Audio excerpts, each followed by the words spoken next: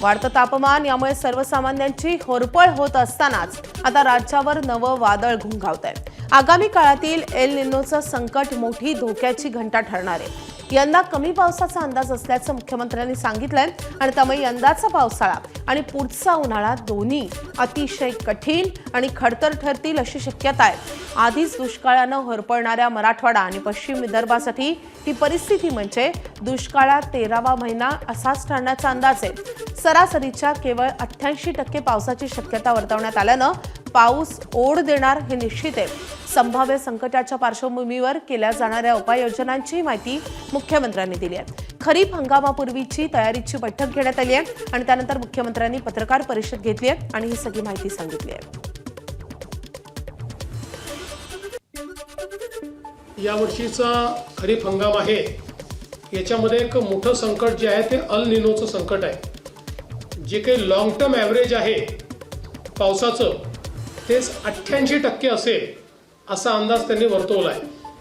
पण हे 88% असलं तरी वेगवेगळ्या भागात वेगवेगळ्या पद्धतीचं ते असेल आणि विशेषतः पश्चिम विदर्भ आणि मराठवाडा आणि उत्तर महाराष्ट्राचा काही भाग यामध्ये त्याची तीव्रता अधिक जास्त असण्याची शक्यता आहे। विशेषतः साधारणपणे उतरत्या क्रमाने पाऊस असण्याची शक्यता जास्त आहे। जूनमध्ये येईल त्यापेक्षा कमी, जुलैमध्ये त्यापेक्षा कमी, ऑगस्टमध्ये आणि त्यापेक्षा कमी सप्टेंबरमध्ये असा हा प्राथमिक अंदाज आहे।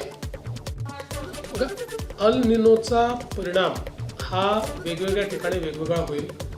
कारण जरी एकूण आपलं जे काही पाऊस आहे तो 88% दाखवला असला म्हणजे 12%चा डेफिसिट जरी दाखवलं असलं तरी वेगवेगळ्या भागात ते डेफिसिट वेगवेगळं असेल आणि अल निनोचा एक पॅटर्न नसतो। म्हणजे एकाच जिल्ह्यामध्ये काही भागातही पाऊस असू शकतो, काही भागात नसू शकतो। म्हणून साधारणपणे आपल्याला आता जो अंदाज येतोय त्यात अधिक काळजी ही पश्चिम विदर्भ आणि मराठवाडा इथे घेण्याची आवश्यकता आहे, ती आपण घेतो। एबीपी माझा, उघडा डोळे बघा नीट।